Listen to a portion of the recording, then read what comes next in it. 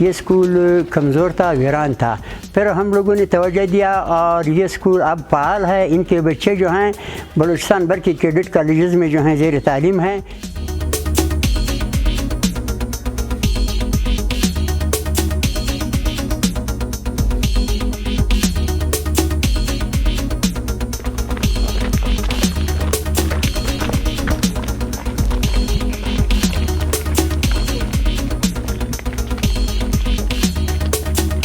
इसमें फ़िलहाल कोई सरकारी टीचर नहीं है क्योंकि असातिज़ा रिटायर हो गए हैं और यहाँ गवर्नमेंट ने हमें जो है एक बंदा प्राइवेट तौर पर दिया है और एक प्राइवेट तौर पर एक बंदा हम लोगों ने जो है लगा रखा है। अपने तौर पर जो तलबा कैडेट कॉलेजों से फारिग होते हैं, कुछ सर्दियों में फारिग होते हैं, वो सर्दियों में ड्यूटी अंजाम देते हैं, कुछ गर्मियों में और वो गर्मियों में ड्यूटी अंजाम देते हैं। यानी ये स्कूल जो है हम लोगों ने तैयार कर रखा है कि इनको चलाएँगे। तो अभी तक ये चल रहा है। इंशाल्लाह ये मज़ीद जो हैं इनको जो है इसमें तरक्की ले आएंगे।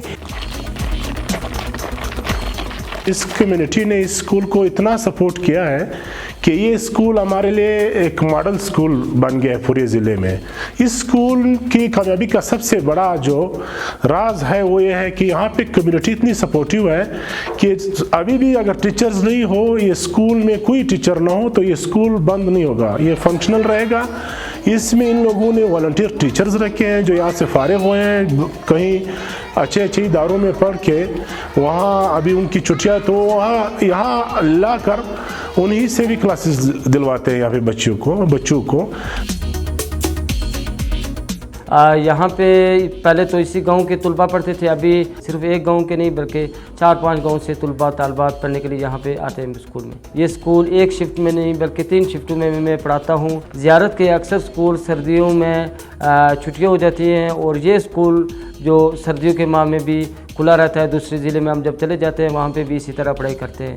छुट्टियाँ सिर्फ 10 से 15 दिन की माइग्रेशन की छुट्टी होती हैं। जब गांव माइग्रेट करता है, डिस्ट्रिक्ट ज़ियारत के लोग माइग्रेट करते हैं, तो हम भी गांव वालों के साथ सर्दियों में वहाँ पे चले जाते हैं और इसी तरह स्कूल फाल रहता है।